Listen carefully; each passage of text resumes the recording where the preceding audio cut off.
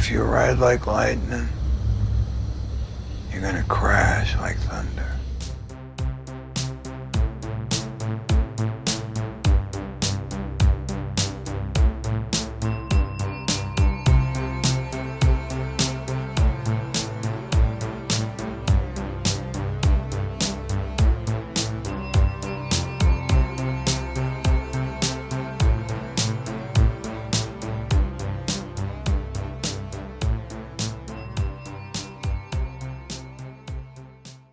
Welcome, everyone, to a brand new episode of the Literally Me podcast, the most relatable film podcast on the planet.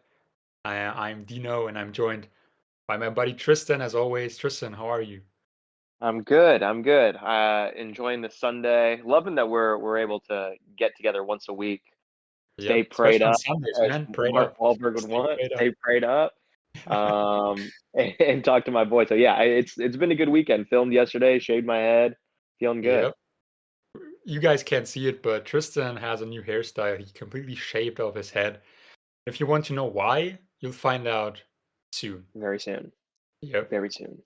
Yeah.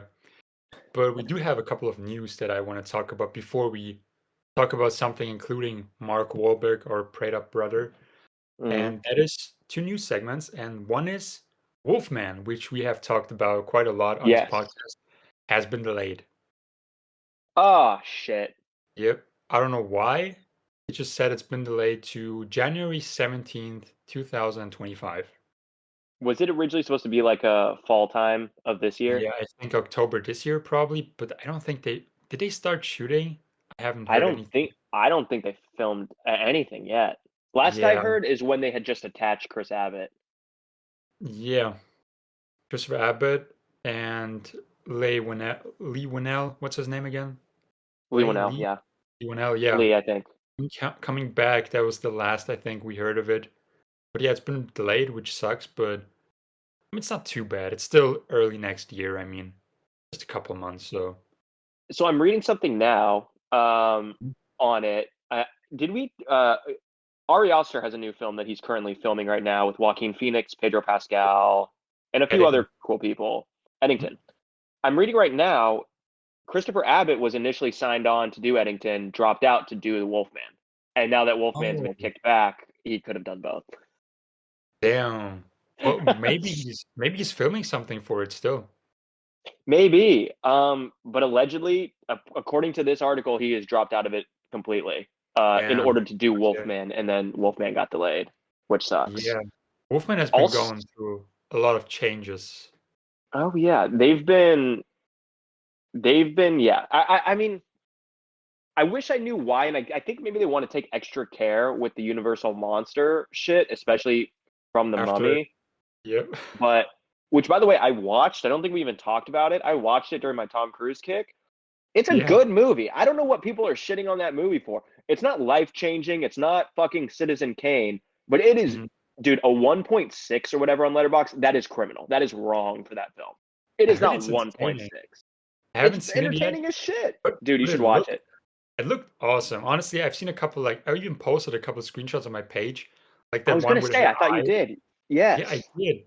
And like just looking through those scenes to find like that shot that I needed, it looked fun, honestly. And Sofia When we Boutella do is awesome, so when we do our Tom Cruise pod oh after yeah. we conclude the Gosling, like there are certain movies where I'm like, I get it. I totally get this is not life changing. But when I look, I'm like, people, if you're rated below a 2 on Letterboxd, I genuinely believe there is like a vitriol, like hatred for the film, because Yeah. that's not just like, oh, I didn't like it. That's like I despise it. Mhm. That's a ridiculous thing to. If you like Tom Cruise, it's impossible to hate that movie. Yeah. Impossible. I'm excited to check it out, and it was always weird to me that that movie was hated so much. I was like, is it really that bad? But hearing from you, it's actually kind of fun. So there's definitely a I trend where enjoyed it a lot. people, yeah, there's definitely a trend where people, as soon as someone hates on it, everyone just shits on it, which is a Yeah. shame. It also happens with like the other side, the opposite, but still, like people love to hate on films, and there are a lot of films out there that don't deserve the rating that they're getting, be it from audiences or critics as well. There's films audiences love and critics are just hating on. there's films that critics love and audiences are just hating on. It's weird. Yeah. Well, speaking of movies that are being hated, I kind of have a little news thing that I just thought of now that I would like to Yeah. interject and see what you've heard, what you thought. Are Hmm. you familiar with this new film that's come out called Late Night with the Devil? Yes, I And have are you heard. familiar with all the lore surrounding this film right now?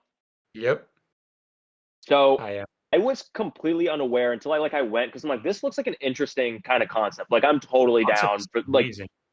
it's so right in my bag. You're like it's right up Yeah. your and I's alley.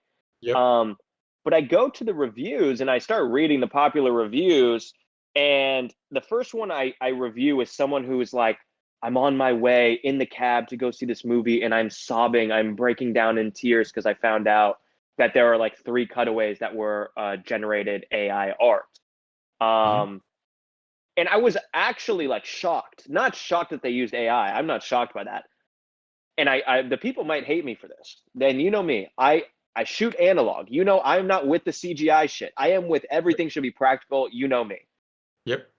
I don't understand how someone can actually say because there are three cutaways that were AI generated that the entire film is now complete bullshit, or that they are saying I physically cannot enjoy a film because of three cutaway still images that were AI generated.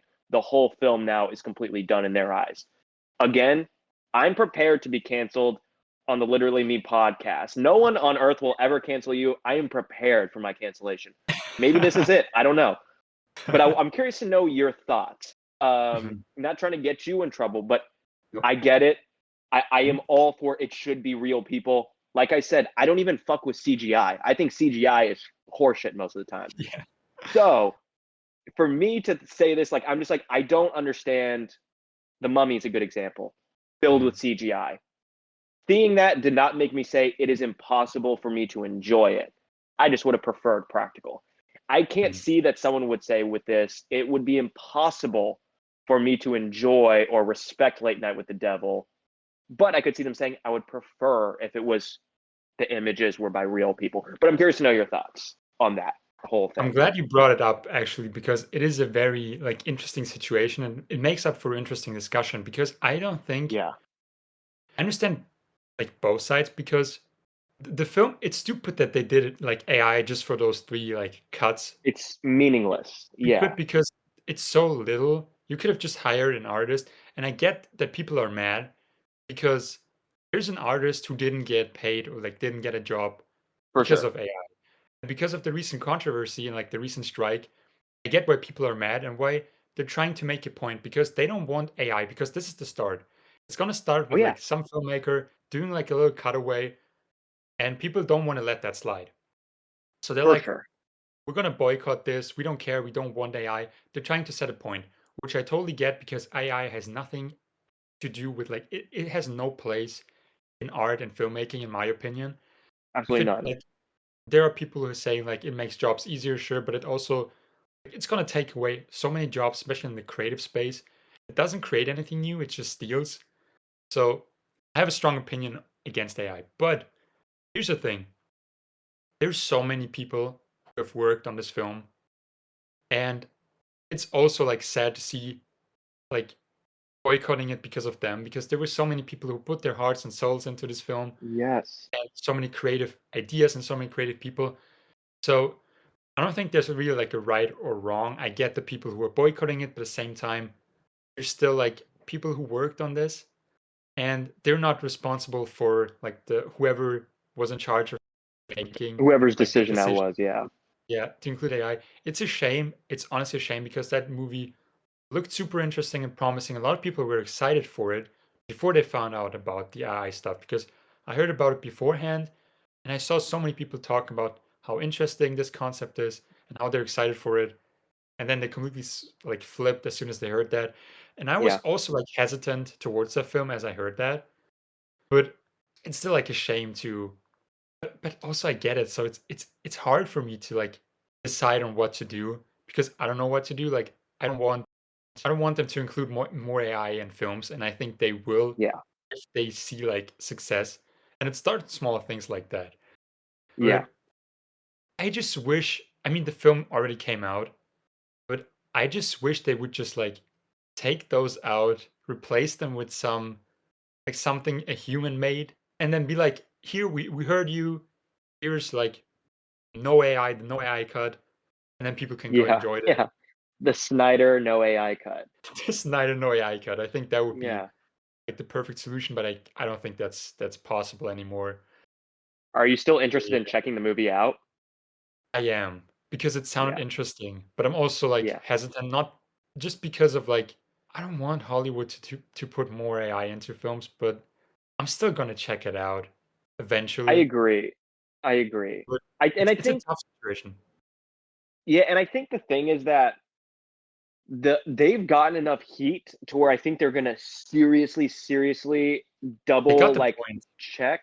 They got the Yep. point. So I feel like I can go see the film and like give them 4.99 or whatever it costs to rent it Mhm. because who cares? I don't think they're gonna fall for that again because people are like upset. But at the same time, I think about it, I'm like, what about all those people who were making a living from doing special effects physically that now are no longer working because CGI? But you guys have no issue with CGI taking jobs from people who are physically crafting these images. And you're like, well, Mhm. I guess, well, they're paying a computer guy. It's like, well, you're technically paying whoever created that AI platform.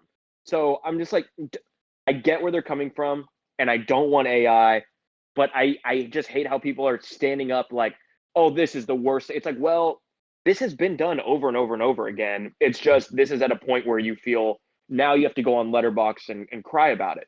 But Mhm. also, I do side with it. AI should not be used, but let's not pretend that you guys don't support all this shit that's CGI that took jobs from people who are making physical effects. They are no Mhm. longer working, But to and the no one point cried of that, about it, anything for them.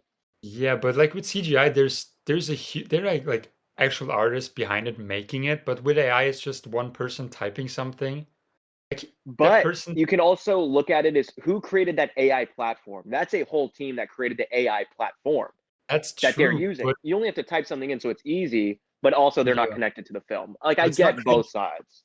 Yeah, it's not creating anything new. It's like it's just taking from like existing art and artists Yeah, and like mashing them up and making something, but it's not making anything new. So I don't totally. understand it. With CGI, like you still make something out of nothing.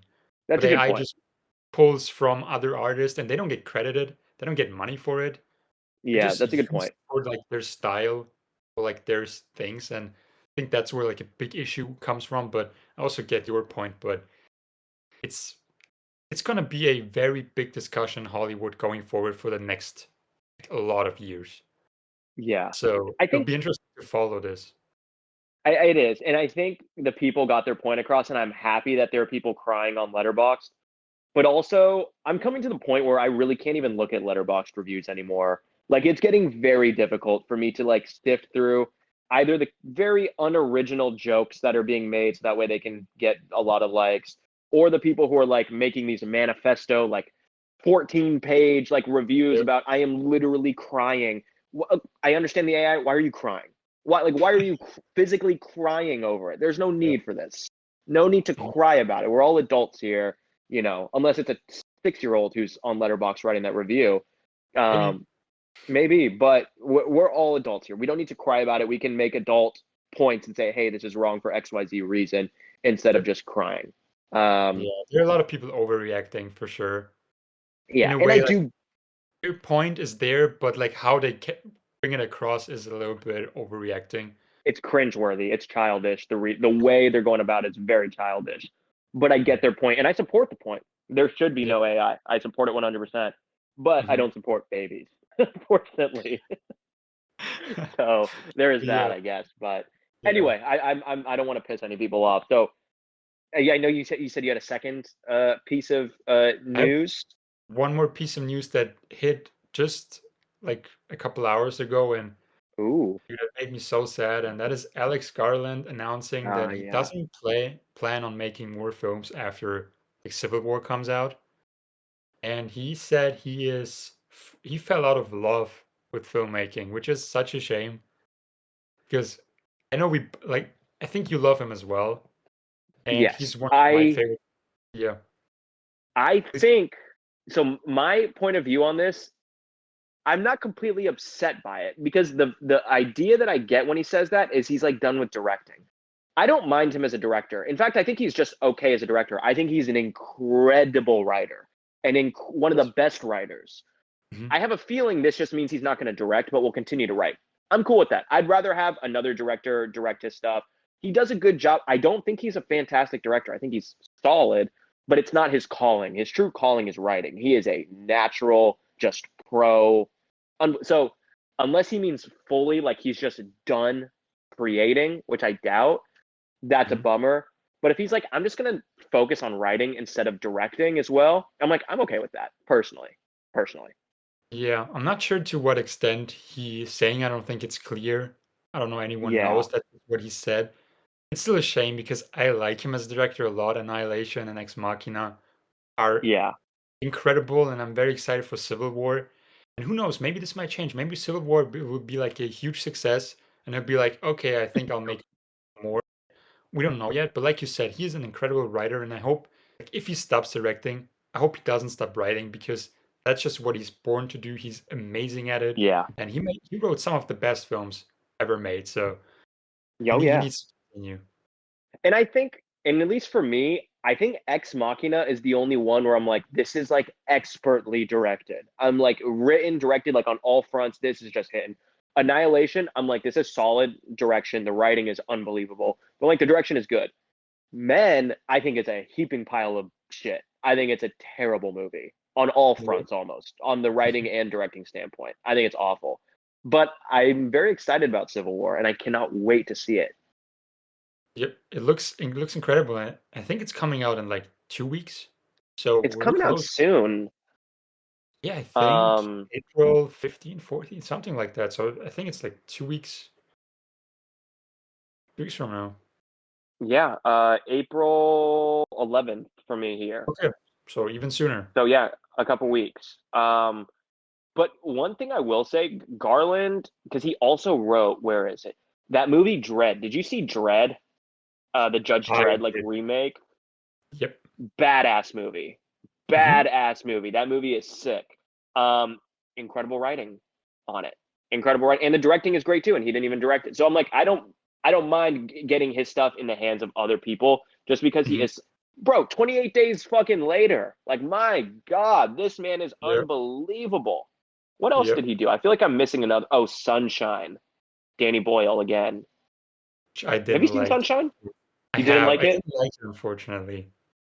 I don't But love it, but I like the little twist in it. I like that it kind of like turns into mhm, like a weird, I don't know. I'm not going to spoil for other people who haven't seen it, but changes yeah, genres in it. Like it kind of switches up. It was a cool thing. that's true. It's due for a rewatch for me. I might enjoy it more now Yeah. because it's been a long time since I've seen it, and so I might enjoy it more now. Yeah. Who knows? But But yeah. I hope he still writes though. I do just hope he's still writing regardless. To Yeah. me, like that would be a huge blow. If he's like, I am done in general, I'd be like, that sucks. But if he's like, Mhm. I'm just gonna write, I'm like, yeah, that's okay. For me, at least. And maybe even like he's gonna write a little bit for a while and then be like, "Hey, I want to direct again." This Sometimes script you I, need to I take a wrote break. that I really love and I don't want to give it to anyone else. I want to do it myself. So I don't think he'll be gone forever from like the directing.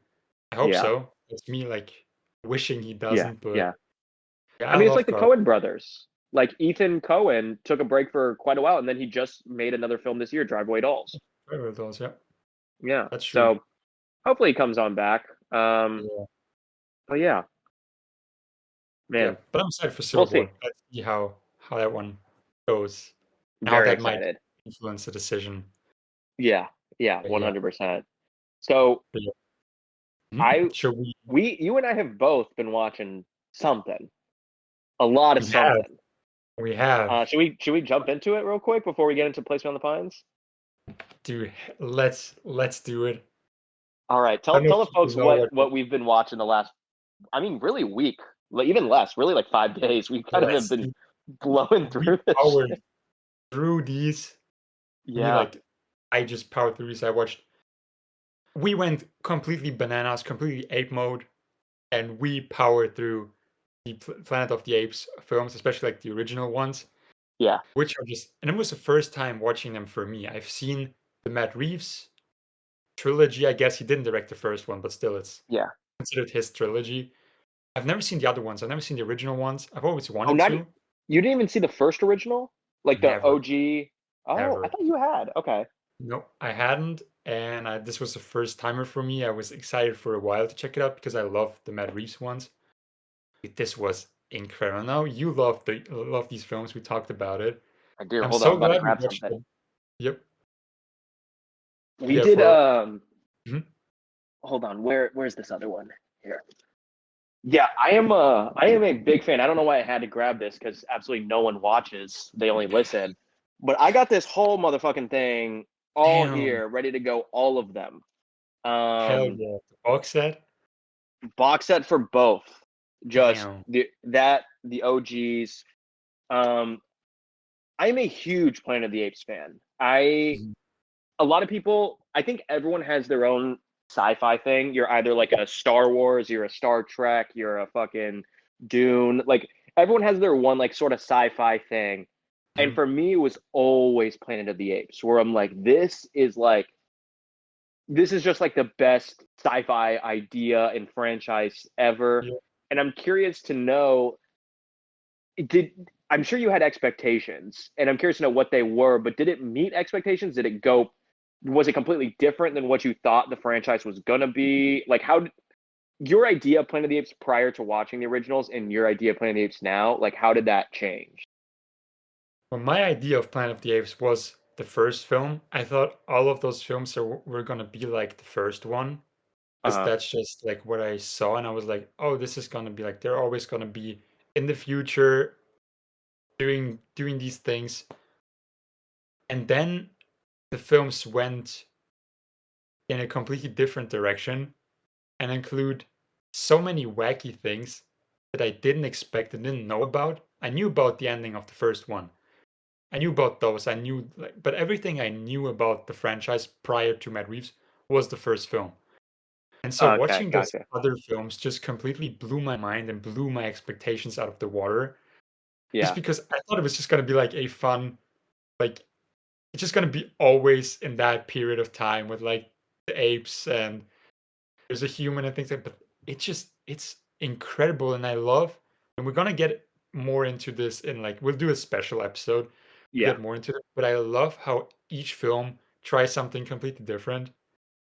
And I also love how each film they perfected the ending because every ending is just like what the fuck.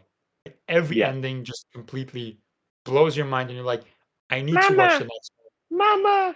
Dude, Mama! dude, That is when my that favorite happened, ending I ever. jumped out of my bed screaming at my TV, and I expected it. I was like, no way is that baby gonna do that, and it did that, and Yeah. I just lost it, even though it was expected. Amazing. Yeah. It's incredible, and that was my favorite film of the franchise. Escape? Me Yeah, too. Me too. dude, incredible. But yeah, Apart I you mean the original is amazing, but I love Escape in as soon particular. as they involved time travel, I was like, "Yep, I'm so here for it. so here for it." And it's so goofy, but in such a creative and awesome way. It's Escape this time around because I haven't seen the original franchise in probably like 5 years. Like it's been a while since I've gone back through. And Escape to me, like I liked it particularly more. I was laughing my ass off the entire time because so I funny. did not remember it being like essentially like it was like the Heartbreak Kid, but like with monkeys and apes. Like it was just like a classic 70s kind of like rompy sort of movie. The Yep. music was super like modern, like to the 70s, and was very light Mhm. and jovial. And then there's just these monkeys, and there's a lot of comedy in Escape from Planet of the Apes. It Escape is. might be the most comedic of all of them. Mhm. It has a lot of genuine laughs, and it's never done like cheaply. It's Nope. a genuinely funny movie that also is like, oh, this is really interesting stuff that they're playing with right here. Mhm. It's wild, and they even have like a makeover for the two apes Yes, where they get new I love clothes. when he pulls up in the suit when walks out in the suit. It's Yep, so good. It's it's so good. I love that incredible, movie. dude. Incredible film. So okay, so Escape was your favorite, and I don't want to go into all the rankings. We'll wait for our We'll special do that ep. for a special episode. Um, but I was gonna ask. Well, you also watched the Mark Wahlberg version. You Yeah. stayed prayed up and you watched it. You Gotta liked stay it prayed up. far less than me, I believe. Um, Yeah. I'm curious to know your thoughts on that one because you watched it after you saw the original franchise and then you watched the 2001, right? Yeah, I went like the like how they came out. Got it. Okay, So cool. I watched that one last. I'm gonna rewatch the Reeves ones closer to the like the new film's release. And I'm also reading the comic book which just came out, like Marvel, the Oh comic hell book, yeah. which is set between like the Reeves ones, which is also great. But yeah, this reboot from Tim Burton didn't like it. I mean, you hyped me up, and there were definitely like a lot of funny bits that I was just Yeah. laughing my ass off, especially the Yeah. beginning, like the chimp and The the space. opening scene is the greatest shit ever. When Incredible. Mark Wahlberg, when he just steps in front of space in that screen, I Yeah. literally fell to the ground in tears laughing. That was incredible, but it just went Amazing. downhill for me afterwards. It just felt like the cast is incredible, but it's such, for me personally, wasted opportunity because it just felt like the studio was trying to make something epic, but Yeah. they didn't really like it didn't have the charm of the original ones, even though it's Tim Burton, but it didn't feel like his film. It felt like a studio film. He Yeah. didn't he It was you like can a tell it was like a for hire type feeling yeah, when you you're can tell watching he it. brought like some great ideas that are just like you watching like this is the best thing ever. Yeah. But the rest of the film is just like kind of bland for me personally, but I know you had a great time watching it, so tell us a little Loved bit it. about your I watch think experience. so I had told you like when I was a kid, I like even back then I was like this movie's mid as fuck. I was like this shit sucks. Yeah. Um I have not watched it since, probably 20 years since I've watched it. Plus, like I have not watched it in ages. Mhm. Um and watching it again, it felt new in a lot of places. There was a ton of stuff that I did remember, but there was a lot of it that felt very new. And I just I just had a ton of fun. There was no point in it where I'm like, I am not having a good time watching it. Same thing that we mentioned earlier. Is it Citizen Kane? Absolutely not. Is it actual great filmmaking? Is Tim Burton kind of like on autopilot? Sure, whatever. But did I have fun the entire 2 hours? Yeah, I really did. I had a great time the whole time. And Mhm. I kind of appreciate because I don't know that they set out to really make a movie that was going to topple. You can tell with the new trilogy, they set out with the intention of this is we're going to make this better than the Mhm. original. Yep. I feel like the 2001, everyone almost collectively is like, there's no way we're going to make something better than the original. So why don't we just fuck around, throw everything at the wall, see what sticks, and have a good time? And That's true. it's it's in the same way that I appreciate a lot of these American John Woo movies. Same Mhm. way where I'm like, Mission Impossible 2, say what you will. There's not a moment where I'm not having an absolute blast the entire hour 40 or 2 hours or whatever. A lot of Mhm. people will say the same thing about Hard Target. I will murder anyone who says anything negative about Hard Target. But is there ever a point in that 90 minutes where I am not having an incredible time? No. And it's the Mhm. same feeling in this Planet of the Apes movie the entire time. I was like, I'm having a blast. I'm laughing. When I Mhm. look at the monkeys all ripping the fucking bong when they were trying to escape, I was busting out laughing, bro. There were Yeah. so many like little innuendos and little like side jokes just constantly scattered throughout. It felt like a cartoon, and I really liked that. I cannot lie. Mhm. That's true, Um, yeah. and that's because I felt like they didn't shoot and miss. They shot for what they were shooting for, and they hit it. Okay. Yeah, I So was kind of a part of me appreciates that. I was kind of bored for parts of it, not gonna lie. Yeah. But still, like, there were parts that made up for it, but yeah, I made an event out of all these films because I ate a banana for each one. Yes. And that My boy's proved difficult potassium when I levels watched are through the roof. yeah, that was difficult when I watched, like, 2 films in one day Yeah. because I'm not gonna eat banana after this, like, I'm gonna eat bananas I'm gonna go to the theater and, like, have a banana and take a picture for everyone out there. I'm gonna do Yeah. that, but after this new film, there's no way I'm eating a banana again for, like, a year. I'm You will sick of overdose seeing on potassium. for Yeah. sure, and they followed me. I was at a museum with my girlfriend, and there was just, like, a hard piece of a banana. I was like, "This" Oh, really? yep. I was like, "This is following me. I need to get out of here," but yeah. That's amazing. It's I know you said you're gonna wait for the new one to come out like a little bit closer to rerun the Matt Reeves. Yep. We call it the Reeves trilogy, but you guys know. I think I'm gonna run them tomorrow, like Monday, Tuesday, Wednesday. I can't wait. Like honestly, I'm like I just gotta watch these new. I'm so excited to watch the Matt Reeves trilogy again. Also incredible. Yeah, I really can't wait. I'm glad you got to watch all of these though. It's been exciting for me to go back through the original franchise, and I'll maybe throw on Battle tonight, if I yeah, have the time. But yeah, I'm curious to know. Well, you said Escape was your favorite, right? it was. Do you have a second favorite? Was it the first one, the original? Not gonna reveal that until the special episode. We're Okay. gonna go All right. through the We'll wait. full ranking, you and me, All right. All right. just to hold something for that special episode, You're so right. people You're can right. look You're forward right. to it. I'm getting too ahead of myself right now. I'm getting too excited. We were so Um. excited. It was so much fun, like talking to you while watching them because you Yes. also decided like you were so excited to hear me talk about them. You're like, I'm gonna throw it on as well. So it was Yeah. just It got me fun hyped. binge for both of us.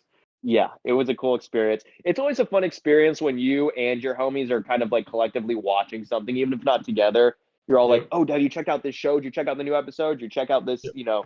Whatever." So I'm glad we got to do it. But Mhm. all ape stuff aside, we know why we're here. We're here for Oh our yeah. boy, our guy, our Lord and Savior. This, at least for me, this is the this is the Ryan Gosling film. The Place Absolutely. This is Beyond the the one I've Pines. been most excited for. Yeah, And correct me if I'm wrong. Did you yeah. give La La Land like a 5 out of 5? Is La La Land like a 5 out of 5 for you? Per letterboxed or Or like like in just in general, just general? like in life. I think okay, so I the reason I asked that is because I know at the time that I watched it for the first time and I logged on Letterboxd, it was Mhm. like a time in my life where I'm like, this, I needed this like right Mhm. now. Mhm. Realistically, I probably would give it like a 4 or 4.5. Yeah. Okay, so this is the first time then we discuss a film that we both like, give a 5 out of 5 because this is, Yeah. I think, for both of us in our top 10 of all time. Yes. Oh yeah. And perfect. That just makes me more excited. And like you said, it's The Place Beyond the Pines, which is just, dude, this film is just incredible. Like this It's is it, filmmaking. like we said, it is the Gosling film. Mhm. As far as I'm concerned. For those who are listening and are not aware of this movie, I'm surprised you're even listening. But we're obviously talking about the 2012 movie, Place Beyond the Pines. Derek Cianfrance, their second collaboration together. We'll go through their first one in a few weeks from now. Probably like we're almost there. We're only like 4 or 5 years removed, I think, Yep. chronologically. So we might be there in the next month or so. Mhm. Um, but this movie, I mean, shit, I don't even know where to start. When's the first time you saw this movie? The first time I saw this film, I remember because back then when I first started my movie journey, I just randomly on eBay just found someone selling like a couple of Ryan Gosling films on like DVD and both Blu-ray, Uh-huh. and it was cheap, so I was like, I want to watch these films. It was like streaming wasn't as big as it was, and these films weren't available on streaming over here anyway, so Yeah. I just bought it, and the guy was super nice. Like he even threw in like the Place You on the Pines soundtrack just in there as well, Oh like shit. which was dope.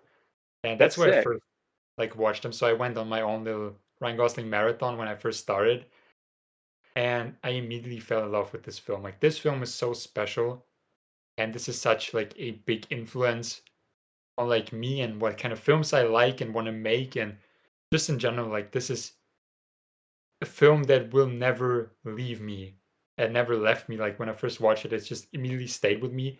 Over time, just the love for it just became bigger. And you have a special connection to this film as well. Yeah, I love this movie. I saw it pretty probably like 2012, like close to when it came out. Mhm. It was I remember I was my dad had rented it.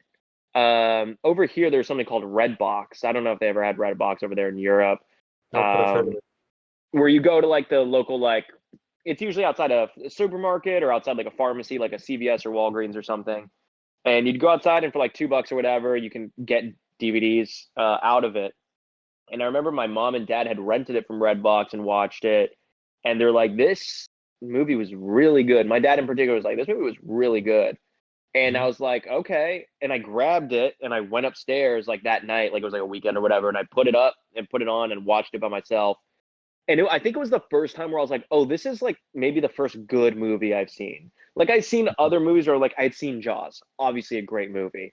I had seen whatever, a ton of great movies, but there was something where I'm like, it actually clicked with me that like I was witnessing something that was like different. You Yep. know what I mean? Mhm.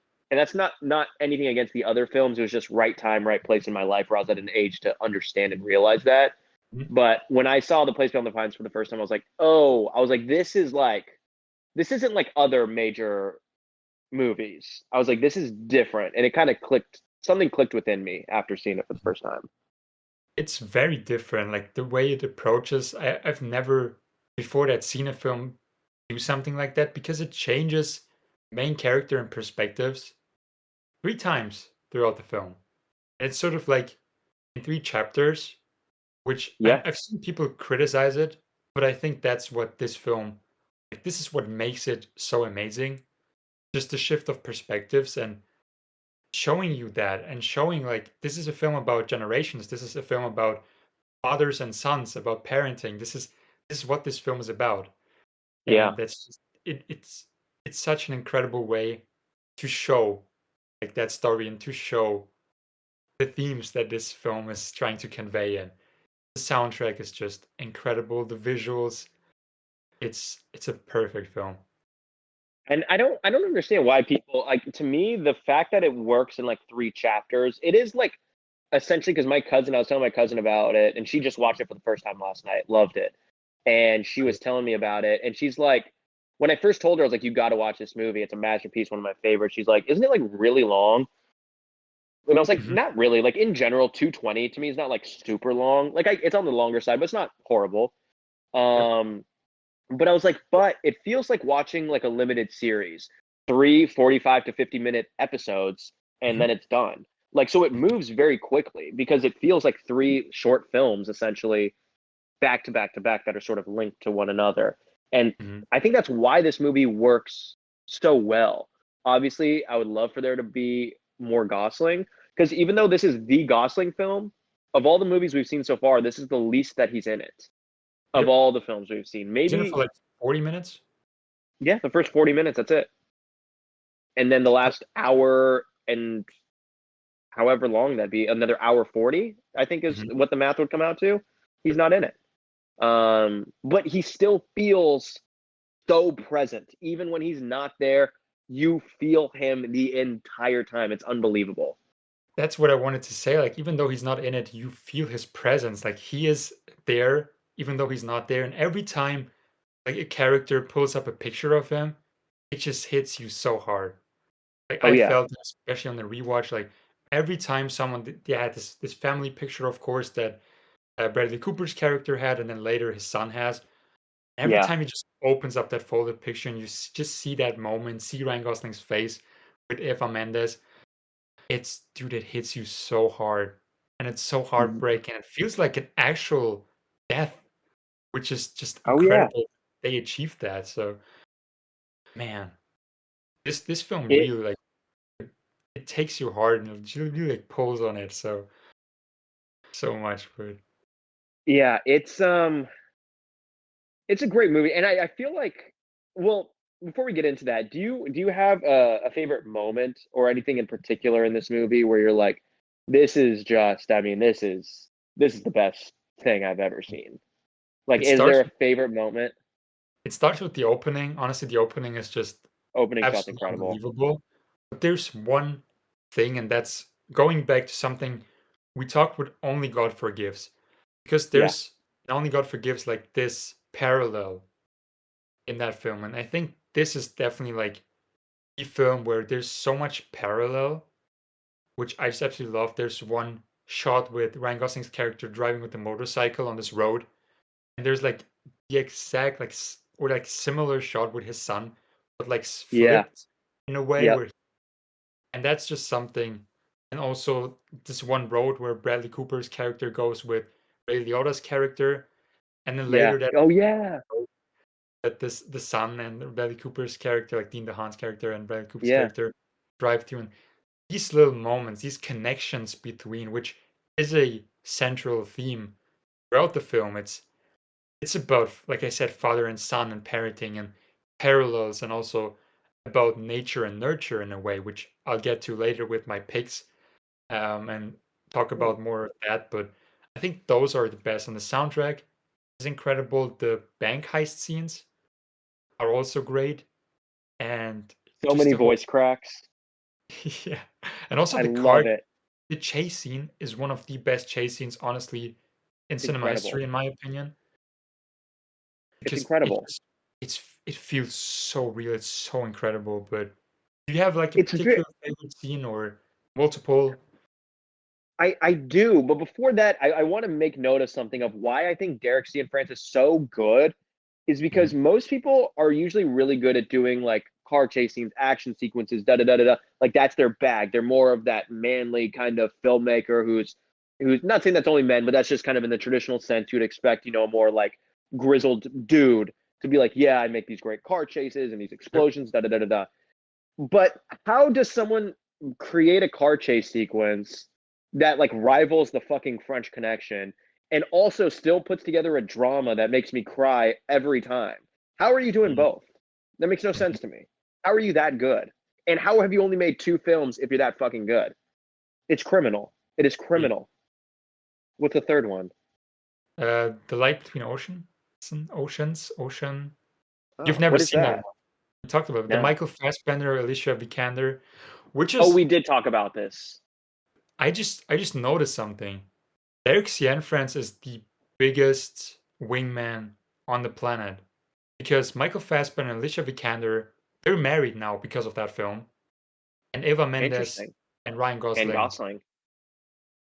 number one wingman filmmaker of all time. Just saying. 100%. I wonder Yeah, if Ryan Gosling and Michelle Williams were able to, or is it Michelle Williams in Blue Valentine, or is it Carrie?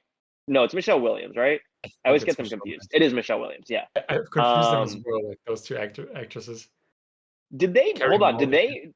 Did Gosling and Ava Mendes meet on The Place Beyond the Pines, or did they know each other prior? I thought they Oh, met. they began dating when filming The Place Beyond the Yeah, Pines. Wow. Derek, and cast me in Fassbender and something. I'm ready for my Vikander, wife. they they actually like shot that on an island, and they lived on that island, like completely secluded, just the team, Yeah. like the crew and the actors. And that's, I think, where they started. I think they talked about it in like an interview. Like that's how they start dating. So this dude That's doesn't just make great films; he makes great marriages as well. 100%. And to bring it back around, we all know this is the biggest coincidental podcast. Or what do we say? Uh, well, I guess it's a podcast full of coincidences, but everything Yeah, comes back around. Alicia Vikander, isn't she the fucking robot in Ex Machina? yeah, she is. Yep, Yeah. she is. Um, That's how coincidences it run works amok. out. Yeah. Yeah. But to answer your question though, in terms of my favorite scene or moment, I mean, I think it's the same thing. Obviously, the whole first 40 minutes is just the entire thing is incredible. Yep. From front to end of that is incredible. It's funny, I remembered the Ray Liotta and all that whole thing being way more present than it was this time around. I was kind of Same. shocked by how quickly it was over and done with. I remember like there was a bigger fallout with that. Yeah, I mean, still like there's like a big fallout in the end, but I remembered way more scenes between them, same, which I same. don't know why. I think it's just his presence. Like he was so memorable in that Yeah, scene. So, but he he was incredible, stole. by the way. Like, and not a lot of people talk Oh my about god, yeah. Ray Liotta in that film. He's just, dude, he's so menacing. The way when Bradley Cooper's character walks out of precinct, and Ray Liotta's character is just standing by his car, By the just looking car at with him. his buddy. Yeah. Yeah, like you felt that, like you felt the anxiety, like what is he gonna do? Because Oh that's yeah. scary. Like it's not just some criminal, like this is some guy who does things by the book. Does things by law. He has power. And he's gonna use that power to do shit like that. So that's really scary, and he played it so well. Yeah. And it's misplaced power. It's power given to somebody who should Yep. not be given that much power. Which You is know? scary. Like knowing what he could do with that power. Oh yeah. It's I think that's actually a favorite part of mine. I mean, it's tough for me to pick. It really everything that you've named in the first 40 minutes is all my favorite part Mhm. of it in general. But you're right. Ray Liotta needs to be mentioned when talking about this movie. Maybe even more so than Bradley Cooper, because Ray Liotta's part, while not as important, it is like a incredible performance by a great actor in just a Yep. very small supporting part. It's Yeah. incredible. That just speaks for him because like that role could have been easily forgotten, but he made that, and that's just incredible. And I just liked like the social commentary of this film as well, with like a policeman who does something, who kills someone by accident, like what that Hmm. does with him. I haven't seen other films really depict that in this way, especially back Yeah, then. So I think that's like a very cool thing that Derek and friends did here. yeah. It's and it's just it's one of those where I'm sitting there at the end. I like kind of cock my head to the side. I'm like, man, I was like, it just doesn't really get better than this. I was like, I don't know why anyone else is trying. Like, there's no point in We should have trying. ended after this All one. movies should have ended in 2013 after Yep. this was released in 2012. Yeah. Yep. Um. Wow. Yeah. I. And this is the thing. Like, I'm also like kind of stuttering over my own words because I'm like, I don't really even know what to say about this movie. Like, that's either been said already or that we've talked about already ourselves. I'm like, I really don't know what else there is to say. It's just a Mhm. masterpiece. Like, I don't even know how I'm supposed to analyze this movie in any kind of way. Yeah, it's not even like sure we can talk about these little moments and these characters and actors, but it's just the vibe of the film, and you have to experience for yourself because you can say what you want about that. Like people need to watch this to know. Like it's just a feeling like what this film conveys, and you need to experience it to talk about it. And you can't even really Hmm. talk about it if you can experience it. It's a weird way, but it's just so good. Yeah. Should we just get into our literally me picks over or rather how much Luke Glanton is literally us on a scale of 1 to 10 motorcycles? Let's do that first, and then get into the All right. films. Well, on a scale of 1 to 10 motorcycles, how much is Luke Glanton? Great name, by the way. Literally you. I love the name Luke, by the way, and I think this is the first time where it really clicked with me. I was like, I like that name. I might name a child of mine Luke. So if that happens one day, Luke's an incredible name. I have friends, a great shout name. out to you, Luke, if you're listening to this, but Luke is, I've always loved that name. It's just such a cool Fantastic name. name. Yeah. Yeah. But yeah, on a scale from 1 to 10 motorcycles, I have to give this one because sure, he's a criminal and he's done some like stupid things in the past, but you can tell he's trying to be better. He's putting everything into it to be a good father for his son, to be a Yeah. good husband or like good boyfriend to Eva Mendes' character even. So it doesn't work out, but he's trying, and he doesn't do it just to hurt people. He doesn't do it just to be famous and be wealthy. Like he's doing it for a good cause. And the way he's sure there's like one scene where he completely loses it in the bank, and that's like because of Yeah. how nervous he is and he yells at people. Mm. But usually he tries to be respectful, at least in the beginning. Sure, it gets over his head, but I like that about him, and it'll be interesting with another Cien Friends film, which we can discuss in the end, maybe, Hmm. which there's like a connection to this, but his next film. But I'll give him a 7, probably like a 6. Yeah. I think Yeah. that's my rating. I want to mention one scene or two scenes rather that come to Mhm. mind that I sort of just thought of. One, I think one where he does lose it is when he beats the fuck out of Mahershala Ali with the like the wrench or whatever. Like Yeah. he like hits him one time. Well, I guess it was just one time. He kind of hits him and Mhm. like knocks him out, and that kind of fucks up his entire like Yeah. future plan because things were going well. But it's almost like he has like Travis Bickle syndrome where he's not really like at heart a bad person. He's just completely disconnected and out of touch with reality Mhm. because he is trying and he really is like he wants to do good, but he is very out of touch, like completely out of touch with Yeah. social norms. showing up at the house unannounced, showing up, going up inside and building this crib. I get where it's coming from, but at the same time, it's just like, yo, like you're completely ignorant to how real life should work. And it's because he's not a part of reality or a part of real life. He is this complete loner, drifter, person that is not situated in reality. Mhm. But the other scene I do want to mention really quick that might be a favorite of mine is in that in when he goes to that diner or cafe or whatever that Ava Mendes works at, and Mhm. he's sitting there, and I can picture he's sitting there in that blue, like baby blue shirt at the counter, and he's Mhm. talking about, he's like, don't talk down to me, and he gets very like not offended. I'm trying to think of the word, but he's uncomfortable, and like he genuinely feels bad. Like he feels like just like with a dog, like with their tail tucked between their legs. And Yeah. that's a great moment in a movie that is otherwise very like macho in a way, where he is completely like just completely subservient to Ava Mendes in this moment and is very sensitive in that. And I think that's an incredible scene. I kind of forgot about it until just now.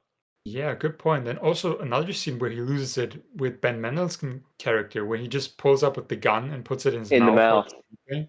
Yeah, that's That's right. also that's where he goes a little bit too far as well. You're But right. Which I guess I love that Ben Mendelsohn character too. I can't believe we didn't at least shout him out real quick. It's incredible yeah, supporting it's character. incredible. I think that was the It's, first time I ever saw him, actually.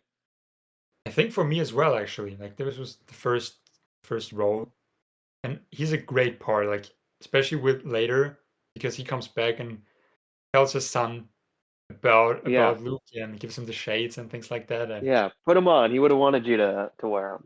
yeah, there's also this one scene I need to mention that's also my favorite scene where they're Yeah. dancing and he's holding a dog and he's dancing with Yes. the dog. Yeah. That is Yeah. such a Dancing to the Bruce Springsteen. Yeah. yeah, yeah, yeah. Oh man.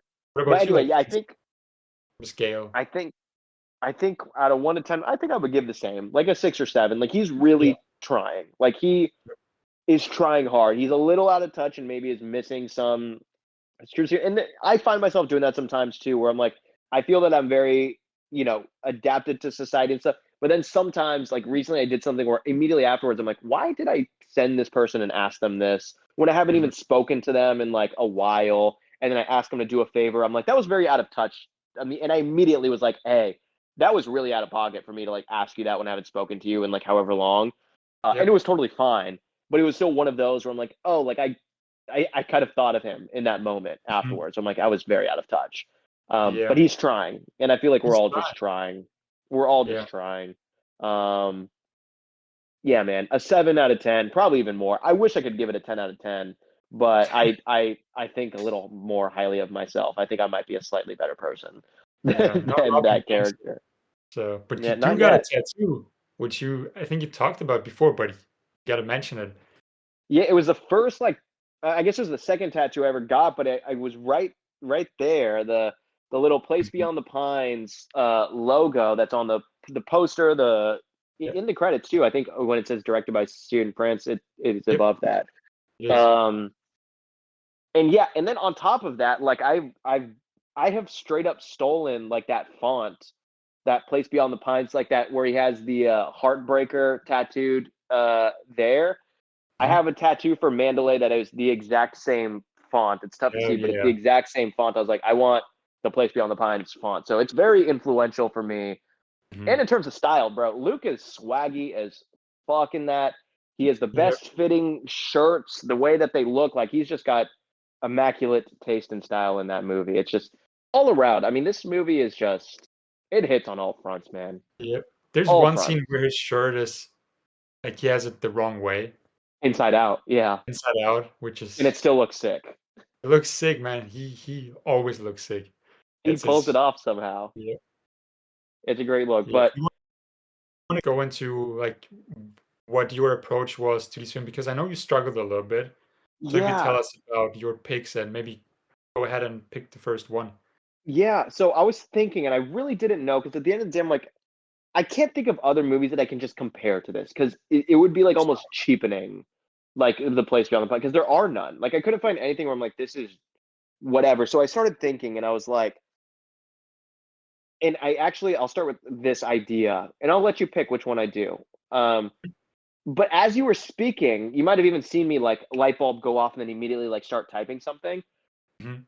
There was something what we were talking where I started thinking of. I'm like, what are movies where either a character is not in it a lot or a location or something, but you still feel their presence entirely over the film?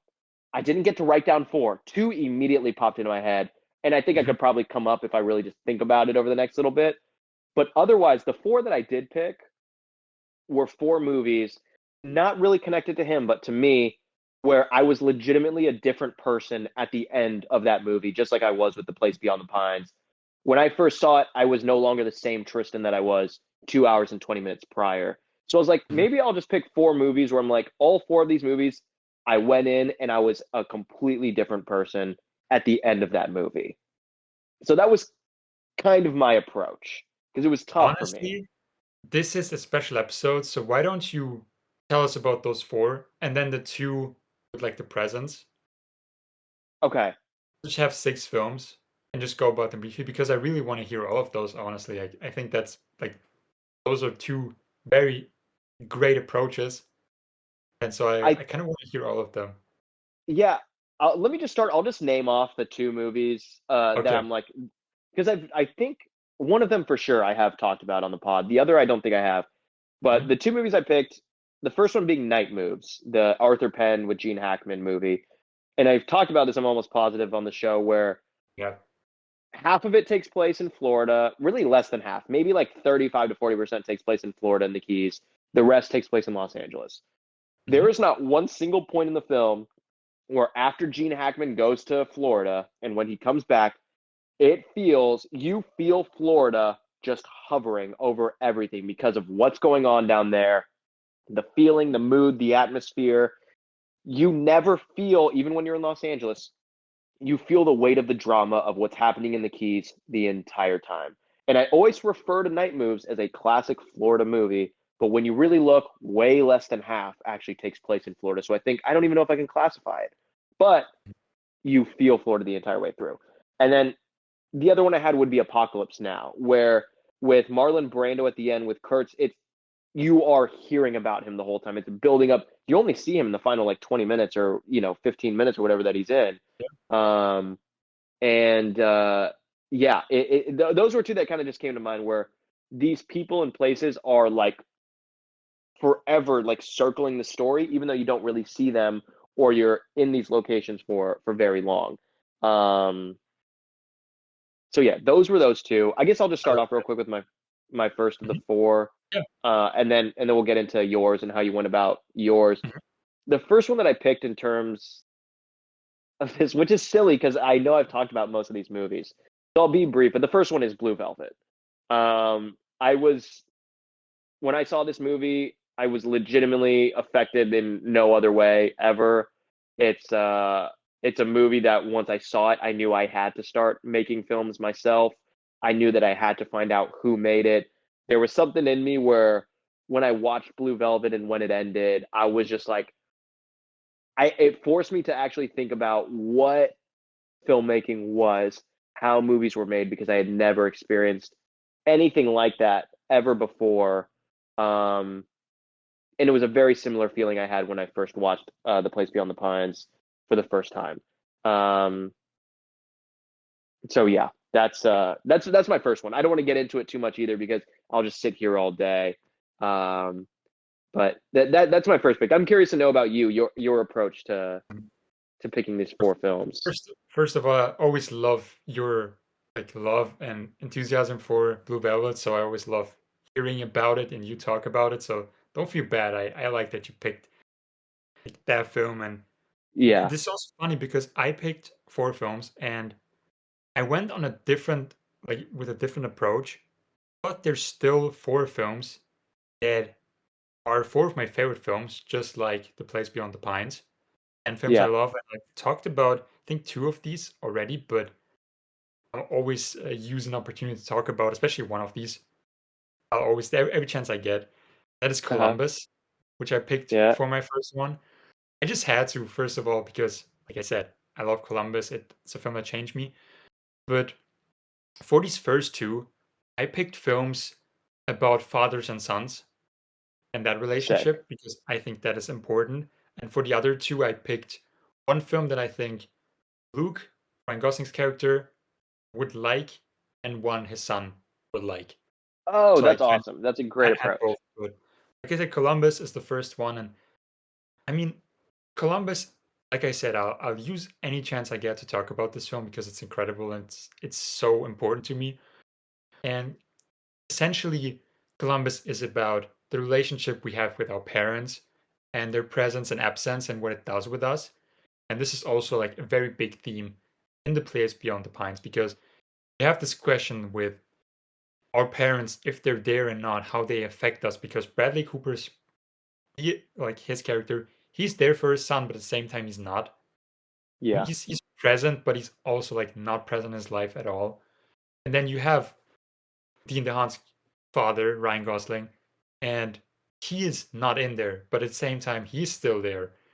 Yeah. And of course, he has a great stepdad with Mahershala Ali, who is incredibly nice and so caring. And there's also parallel with they're at the same diner that Ryan Gosling and Eva Mendes, and then later you have a night shot, and you don't really recognize it's the same place, but they're sitting there. It's the exact same diner, which I really like. And what I mentioned before, this theme of nature versus nurture. Are we like we are because of our surrounding, the way our parents parented us, our friends, and things like that? Or are we like that because of nature, because that is ingrained in our DNA? That's how we're Mm. always supposed to be. And it's a very interesting question that both these films, and especially The Place Beyond the Pines, tackles because he his father isn't around. He doesn't know a lot about him, but he still has his mannerism, and he still Mm. is a lot like him.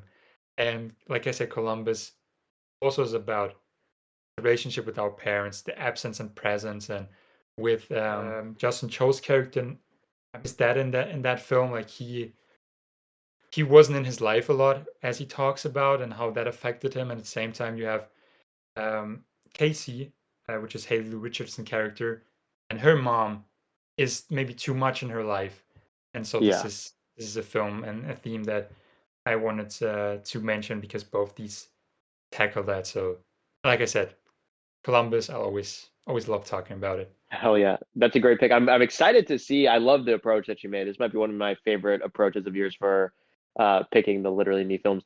One thing I do want to mention, another film, which I think is going to be awesome for this because I feel like we're just other scenes and other things to talk about the Place Beyond the Pines are naturally going to come up with this. One scene I do want to mention that I completely forgot about until now, where I remembered like my jaw dropping, being like, "Whoa!" Another parallel, another mirror, because the whole film is just a series of parallels to other people. There's a Mhm. moment where Bradley Cooper, when he gets the money that he stole from Eva Mendes's, like from the crib at their house, when he goes back to the diner, he's waiting outside for Eva Mendes to come out. He walks up with a bag of cash. He goes, "Just take it." And it is word for word the exact lines that Yep. Luke tells her when he tries to give her the money. And it's in the exact moment when he says, "Just take it," that she like audibly like makes like a crying sound and starts crying audibly.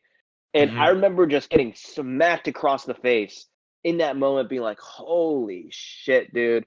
I was like, what did Derek do with this movie, man? I was like, who hurt him? What did he like? What demons did he have to exercise? I'm like, this is just, I can't believe this movie exists. It's so good. It's so great, and those little parallel moments all throughout the film, they're incredible. They're the best. It's incredible. Um, What's okay, your my my second pick? my second movie where I was a completely different person afterwards is After Hours, the Marty Scorsese comedy. Mhm. I probably could have named a couple of Scorsese films that could have fit, and just like I could have named a few David Lynch films where I was different. But After Mhm. Hours is one of those movies I think I've seen maybe more than any other movie ever. I remember when I first discovered it, I watched it constantly. I discovered it in the summer. I watched it every single day for like 2.5 months. Every day I watched After Hours. Every single day. You studied Um, that shit. I could not watch it every day.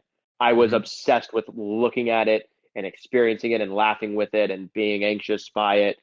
and it's a incredibly underrated film in terms of Scorsese's work, and I think now there's like a good reappraisal where people are actually like, oh no, this like is like a top Scorsese film. Um, but for me, it's one of those where after I saw it, it just entirely shifted the way in terms of what I was looking for in films. It shifted the way that I thought you could combine different genres together. The way that you can make something feel fun and quick and light, and it's one of those rare movies for me where you watch it and it's just every single time it feels like watching it for the first time, even if I've seen it 100 times. It's still every single time I'm like, this feels like the first time again, and makes me laugh like the first time every time. Whereas The Place Beyond the Pines, there wasn't much laughing on my end, really. Mhm. After Hours is a good polar opposite, where I had the same feeling, but it's more of a happiness feeling. Whereas Place Beyond the Pines, I'm like, wow, this is incredibly depressing and fucked up and sad, but I still love it the same. Um, so yeah, After Hours, 1985 by Scorsese is another one. And again, I feel weird almost doing these picks because there is no connection whatsoever to The Place Beyond the Pines. So I do But feel weird still, kind of naming these because I you're don't really talking know what about to say films about them. that Yeah. changed you and like that enthusiasm. That's always great to hear. So I like your approach. I like that you're talking about these films. So Okay. All right. I still Um, haven't seen After Hours, I which know, I I know. have to You finish. have to. You have I to. know I was hoping in our original format of the show, when we that it did come the up. rolling of the dice, I thought that was going to be the way you were going to see it for the first time, and Mhm. then it never got to it. Kept evading it. We'll do that maybe like at some point again, but I'll watch it beforehand. But maybe we can do another thing where maybe like each month recommend a film to each other and then talk about it, so we can still do that That'd from be time to cool. time. Yeah, I'll still we'll watch it figure something regardless. out. It's a film that's been on my watch list for a while. Yeah, you'll have a ton of fun. It's impossible to not have fun with it. Awesome. Okay, so for my next film, I chose Paris, Texas, which is Woo! also another favorite of mine. Another film that hits you right in the face and super sad, of course, by Wim Wenders, which is just an incredible filmmaker. And there's also a theme of, there's a father reuniting with his son, and you have their relationship and him trying to reunite with his former wife. Or I don't know, Yeah, I'm not sure if she was his wife, but like his former girlfriend or girlfriend or whatever. the Yeah. mother of his son. And I also just like their relationship, the father and son and how they interact. And of course, at the end, I'm not going to spoil it, but there's also things that will make you sad, just like The Place Beyond the Pines. And it also has one of the greatest opening scenes in film history, just Hmm. like The Place Beyond the Pines, in my opinion. And I'm sure you've seen this film. I'm sure a lot of people have seen it. If not, you have to check this one out because it's one of those films that it's life changing and it's one of the best films honestly ever made. And yeah, I love this film It so much. it's incredible. That is a fantastic pick. And talk about a movie that's filled with like parallels and like mirroring and whatnot. Like Paris, Texas has that a lot where there's a lot of like parallels and mirroring between the kid and the Harry Dean Stanton character, even though they Yeah, don't know each other, you still see it. Very similar yeah, to Dane DeHaan never knowing Ryan Gosling, but them still sharing a lot of these yeah. similarities. And then even the best part, the most blatant in Paris, Texas, is when they're speaking through the glass and you see the reflection on his face and they are one. And yeah, that was wow, great pick. But 2 out of 2 on these picks, perfect picks. Thank you. But that sequence, like you said, like that scene where he's talking to her behind the glass, that's just such an incredible scene. That is just Yeah, like it's in my mind constantly. It's like, have you ever like had a TV on with like one image too long and it's just like yeah.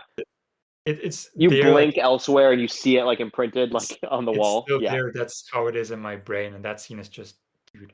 I wanted to rewatch it before this episode, but I don't have it on Uh, Blu-ray, which is a shame. I wanted to buy it. Then I saw there's like a Wim Wenders collection with 22 films, like this beautiful box set with like this book and everything, but it's 230 euros, which I can't afford right now, but one day I'm telling you right now, when I'm gonna buy it and have like all these amazing films, and then Yeah. just watch So all of them. I guess it has this whole filmography, or almost, maybe not the more modern Well, stuff, not but the almost. recent ones, but yeah, 22 films, which is It's extensive. a lot I Yeah. haven't seen yet. So yeah, Yeah, there's a lot of his earlier stuff um that are kind of difficult to find. He has one film called The Goalkeeper's Anxiety at the Goal Line or some shit. It's about like a soccer goalie who has anxiety, I guess. Like, mhm. Never but heard I've of it. always been interested in checking it out, but it's very tough to find. Mhm. If I get the box set and you'll be here, we'll watch it together. Yeah, oh yeah, 100%. Yeah, that's my second pick. What's your Hell yeah. third life-changing film? My third is a movie. Again, you have to remember my memory on here, as the listeners know, is god awful. I'm almost positive we did a full episode on this film. Remind me if we did or not. 1959's The 400 Blows. We did. That was the Yeah. first. Was that the first episode? The very The, first? the- not we did Babylon, which was episode 0, and then the first actual Right. episode where Was The we 400 picked a Blows? film from like your list and my list. Yeah. That was the 400 blows.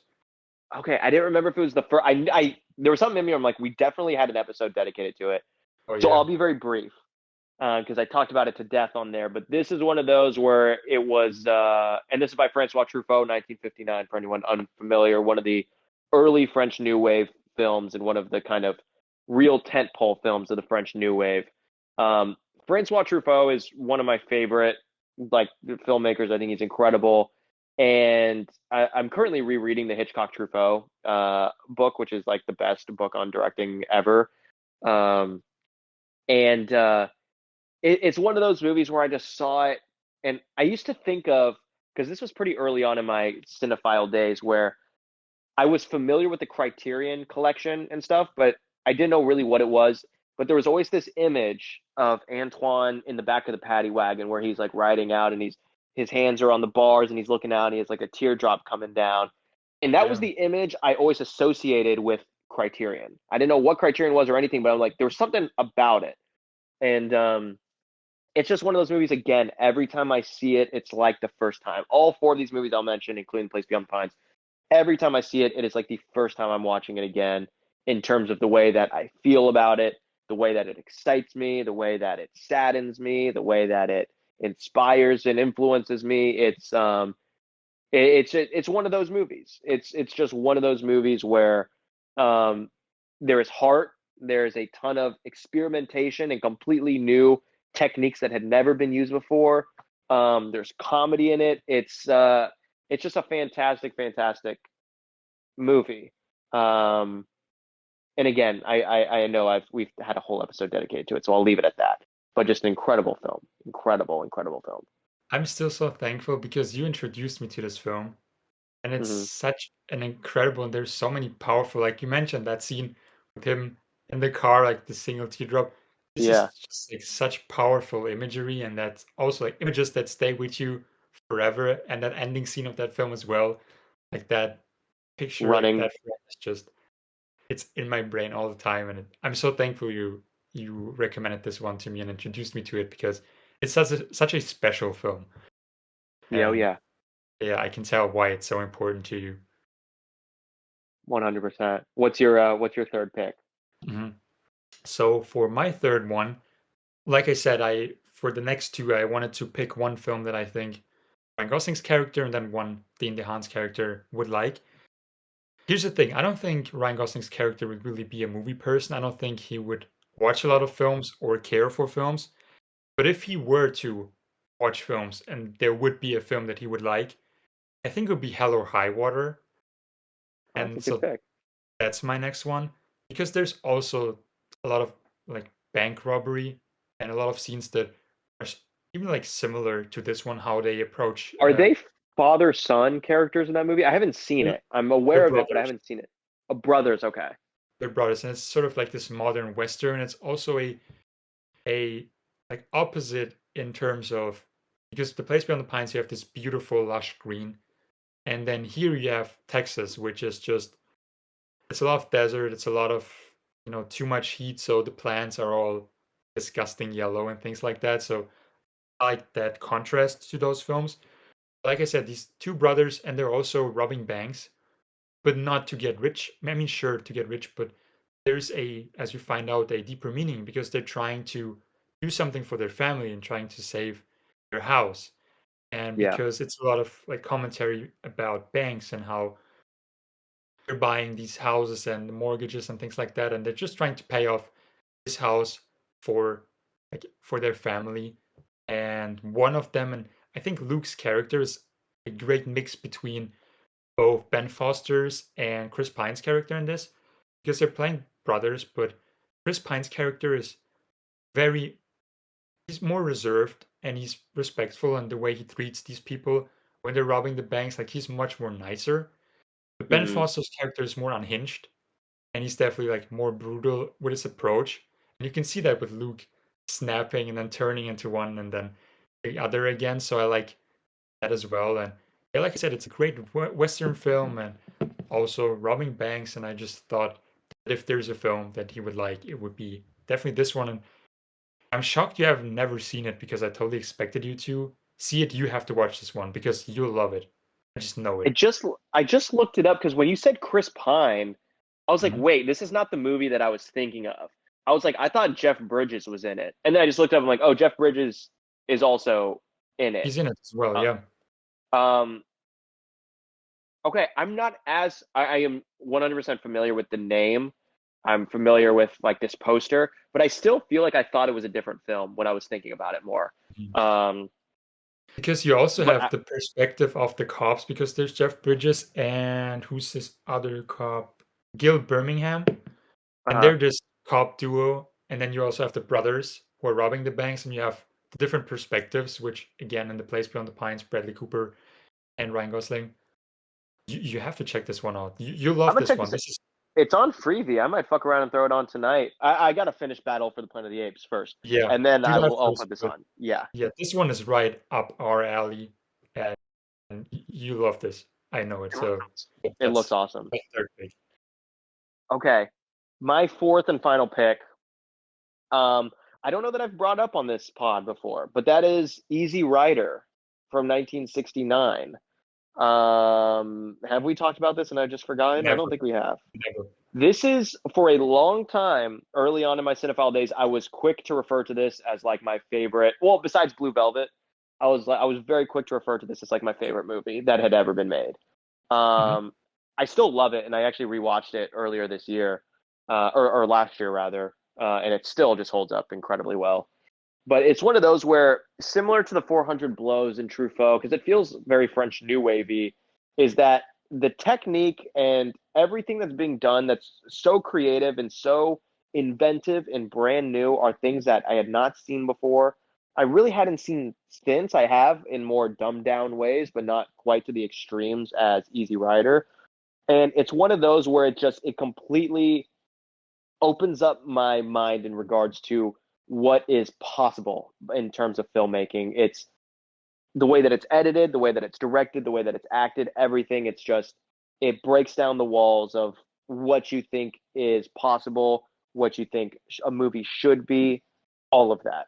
And it just completely dismantles that and shows you can make whatever you want and you can push whatever boundaries you want and experiment in whatever way you want, and it can be the biggest film in the world that year and completely literally change the outlook of Hollywood altogether. Like that film, not single-handedly, The Graduate helped, Bonnie and Clyde helped, Midnight Cowboy Mhm. helped, but really Easy Rider kind of led the charge of no, this is how movies are made now. It's not the old way, it's this way now. And it really shook me and continues to shake me, very much like The Place Beyond the Pines does. And I think The Place Beyond the Pines does very unique and inventive shit, like I said, by kind of creating a sort of limited series within the confines of a film. For sure. Um, and I like that a lot. And that's something I had not seen prior and I have not seen since. Mhm.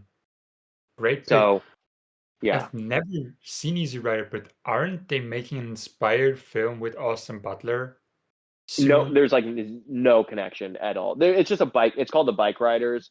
I I'm thought it sure was it's inspired by it. I heard that, but maybe it was I that was I what. think it's impossible to make a biker True, film yeah. and not look at it, but I Mhm. genuinely at least from what I've read, there is like absolutely, and from the trailers I've seen, there is like there's no connection at all. Okay. Like at Okay. all. Because Easy Rider is like not like about a biker gang. And I think the Bike Riders is about a gang. Easy Oh. Riders, they're just traveling from California to Florida. Like they're just doing a cross country trip Mhm. through America at this like changing time in history. That's with Jack Nicholson, isn't it? And Jack Nicholson, yep. Yeah, Incredible I need to supporting check that out. performances. Dennis Mhm. Hopper and Peter Fonda are the two leads. Jack Nicholson is the like the main supporting character. Mhm. Awesome. I've never heard you talk about this film, so I like that you It's picked it. incredible. Favorite film of mine for sure. In my top 50, probably in my top 20, maybe in my top 15. That's dope. Yeah. Awesome. Okay. So for my fourth one, like I said, one that I think Dean DeHaan's character would like, and it's another favorite of mine, and it's Into the Wild, Oh yeah. directed by Sean Penn, because I just think he definitely planned getting out of there for a while. It wasn't like a last minute decision. And Yeah. I would like to imagine him watching this film and just being like, I just want to get out of there. And this film is very much about leaving your comfort zone, going somewhere where there's nothing and finding yourself. And I think that's also, I like to imagine Dean DeHaan's character in the end sort of going through this experience as well. And there's also scenes in that old, where Luke was living, like that old That like RV, that trailer. RV, and yeah, and this guy's also living in an RV, so there's like definitely parallels to it. Yeah, I Yeah. just like to imagine him watching this film and being like, I want to do the same. I just want to get out of here, find myself, and Yeah. just try something completely new. And yeah, so that was I my also like I also feel like if they ever remade that movie, I could totally see Dane DeHaan playing absolutely that role. Like for sure, 100%. for sure. And Those are yeah, great picks. So do you want to go through your 4 picks mhm, for the listeners if they want to write it down or add it to their watch list? for sure. So I had Columbus, Paris, Texas, Hello High Water, and Into the Wild. And I had Blue Velvet, After Hours, Easy or The 400 Blows, and Easy Rider. We picked great A films. great. We picked great fucking films. I feel weird because I feel like mine have absolutely nothing to do. I still feel weird about it, but we'll make up for it next week. Next week we have a very exciting film, and I say that because I have not seen it before.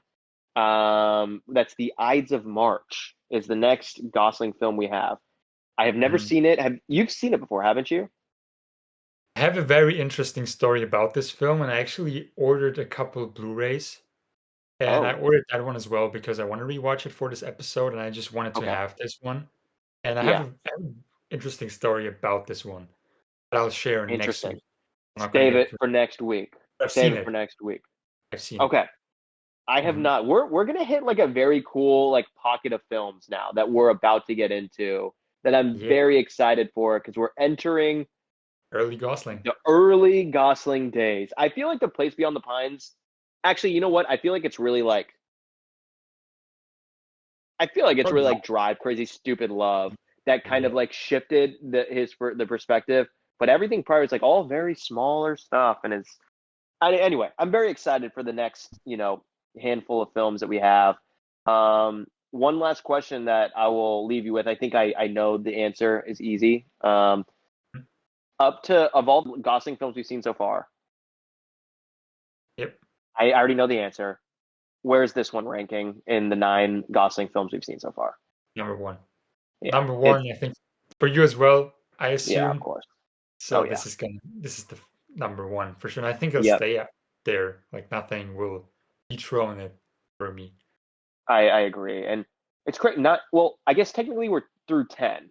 I haven't included Song to Song in my rankings because I straight up was like, I'm not gonna watch it. I will not watch this shit. Yep. Um, but we've gone through 10 movies. Technically, I've only gone through 9. You went through 10. Oh, yep. Um, but we're trucking here, and Yeah. uh, got some good movies ahead of us, and very excited for this next one that I have not seen before. So Okay. tune in And next week. one more thing, the Yeah, next Yen Friends film, which I didn't know about, and you told me about it through that's text, right. That's which right. is Roofman, The Roof Man, the Roofman with Channing starring Channing Tatum. Tatum, allegedly.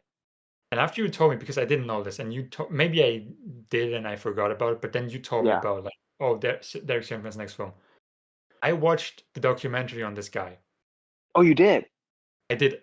When you told me, I immediately looked it up on YouTube and just watched like a documentary on him. Yeah. And this, I cannot wait because this guy is absolutely insane. What he did is ridiculous, and I like the parallels because he was robbing places, and everyone said like he was the nicest guy.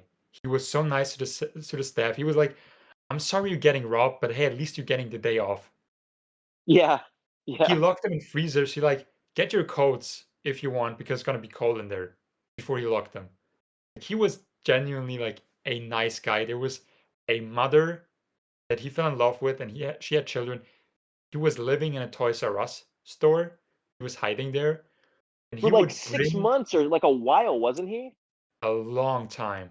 And there was a guy in the comments saying he worked at that Toys R Us, and there were shit was going missing, and the manager Yeah. was blaming the The staff, employees. Yeah. the employees, and they had to do like routine checkups. And it turns out it wasn't them; it was him. Yeah. He stole toys, and there was this church thing he volunteered at, and he brought them the toys for like kids. He donated them. There was this Oh, that's woman awesome. that he fell in love with. She had kids. He brought them toys. Like he was genuinely What like a. year, like when did this take place in like time? I don't remember. I don't Interesting. remember. I'm gonna pull up. I might pull up that doc to check out. It was like on I'll YouTube, send it like a to you. little video about him. So Okay, send it yeah, to it's me. just like some guy explained the situation. Like he Cool. Okay. broke out of prison after robbing like the McDonald's stores, and then he got into prison. He broke out of it in a very wild and interesting way. And I Yeah. hope the film covers all of that. I hope it's not just him living in the Toys R Us. I hope it covers all of them, like the early, because he had some early robberies that didn't go as planned, didn't go well. And dude, this guy, I want to meet him. I want to talk to him. He sounds wild and like such a nice guy. But yeah, he's This is still. such a. I mean, just such a unique story too. Like I cannot wait to see It's it come perfect for out, Cian. it get made. Perfect for seeing France. It seems like it's a bit lighter in comparison to his other films too. I feel like there's going to be a lot more comedy with this because he Mhm, has been even the stuff that he just wrote. It's all very serious. He takes it all very seriously. mhm. Um, so I feel like this you'll be able to sprinkle a little bit of more levity and a little bit of more laughs as well, which I'm excited to see. Yeah, all of them. Blue Valentine is heartbreaking. The The Light Between Placement on the Oceans. Pines, You have to check that out. Like that Sound is Sound of heartbreaking. Metal, which he wrote, very self True serious. as well. So I forgot about that. That film was incredible. Wait, which He's one? Sound of Metal. I forgot that Oh, he Sound of wrote Metal. that. Oh, I thought you said a different one. Yeah, Yeah, but yeah, but I'm excited for this one. Like I said, the story. I'll send you the video. It's please just do. I wow. will check it out later today. This guy did And Channing Tatum. That'll be an interesting performance. I feel like I can see it. I feel like I can see that. perfect. Perfect. Yeah, Like knowing what I about this guy, what I heard, Channing Tatum just fits really well. Like he's very that's charming. awesome. That's Yeah. fucking So awesome. San Well, Fran's. I'm glad he's coming back. amen. I am too. I wish we could have seen him do the fucking Wolfman, but I'm glad we get to see this because this seems really fucking sick. Yeah. And yeah, anyway, next week we got Ides of March, like we said. Mhm. Clooney versus Gosling. Excited to see Oh it. yeah. Yeah, well, I mean, guys, we'll get after it next week. I don't know what else there's to say. I'm not gonna say anything about this film, but I'll say it after you watch it because I don't want to like not even give you Yeah.